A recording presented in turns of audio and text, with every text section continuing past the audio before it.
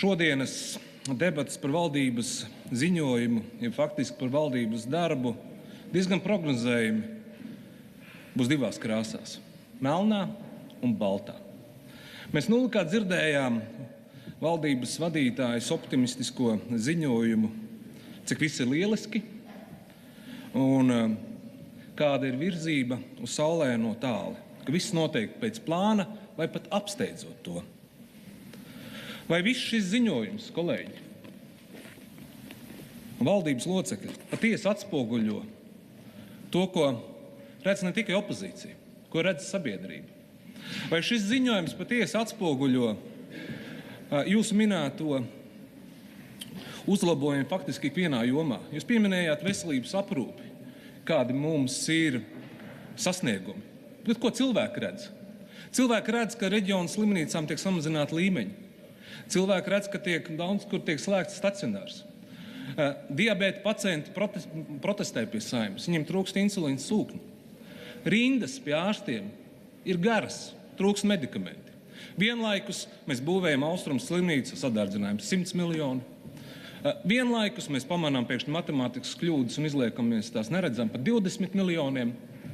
Vienlaikus mēs attīstam Rail Baltiku, Air Baltiku, ieguldam nodokļu maksātāja naudu ar solījumu, ka tā ir pēdējā reize, ka vairs nekas no mums netiks prasīts. Mēs visi redzam, ka tie ir bijuši meli. Vārdu tiešajā nozīmē meli. Vai mēs varam godīgi pateikt no šī ziņojuma vienu ministriju, kurā nebūtu problēmas? Aizsardzība, zaļais koridors, patiesi strādājuši zaļais koridors. Tas ir zaļais lozungs. Lozungs, nevis zaļais koridors, reāli strādājuši dzīvē. Satiksmes joma. Viena lieta, kur nebūtu problēma. Iekšējie pārvadājumi, viss kārtībā. Rail Baltica. Gadiem būvējam staciju, Pālu, Daugavā, lidostas terminālu.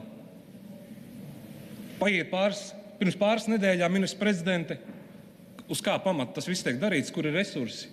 Es esmu izbrīnīta. Cilvēki visu to redz. Katrā jomā ir problēmas. Būtu bijis daudz jēgpilnāk, ja jūs godīgi atnāktu un pateiktu, draugi, mums ir problēmas vairākās jomās. Nākiet palīgā. Variet nenākt pie opozīcijas. Nākiet pie sabiedrības. Esiet godīgi. Stāstiet to, ko cilvēki redz acīm redzami.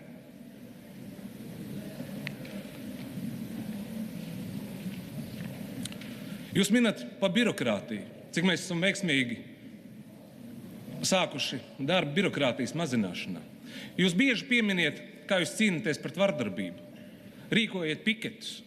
Vienlaikus mēs arī sabiedriskā mēdīja portālā redzam šo situāciju vienā Ozolnieku skoliņā, kur 11 valsts institūcijas un 2 pašvaldības netiek jau 2 gadus galā ar vienu problēmu. Noplāta rokas, mēs neko nevaram palīdzēt attiecībā par vienu vardarbīgu bērnu. Protams, kas ir viens bērns lauku skolā. Tāpat laikā ir apgūti miljoni dažādiem pētījumiem, organizācijām.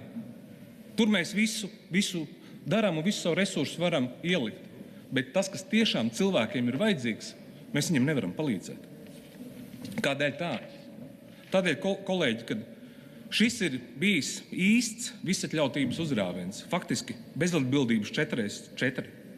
Cilvēki redz šos lozungus, nevis risinājumus. Redz darba grupas un stratēģijas, nevis rezultātus. Tāpēc arī ticības nav. Diži daudz cilvēkiem arī laika daudziem vairs nav atlicis. Jums vēl ir laiks, kā jūs kolēģi vakar minēja. Jums vēl ir 7 mēneši. Bet daudziem cilvēkiem šī laika vairs nav. Viņiem vajag šo palīdzību šodien, īpaši veselības aprūpē. Piemēri, ko iepriekš minēju, tie ir simptomi nopietnām kaitēm, ielaistām nopietnām kaitēm. Valsts pārvaldes tiesiskuma, projektu vadības un visbeidzot uzticēšanās kaitēm. Un būtu pilnīgi godīgi, ja jūs to atzītu. Cilvēki to novērtē. Cilvēki novērtē godīgu runu, tiešu runu, nevis tikai lozungus un acīm redzamus ziņojumus, kuri neatbilst absolūti realitātei. Bet arī ir labā ziņa. Labā ziņa tāda, kad jums vairs laiks ir atlicis tikai 7 mēneši. Paldies!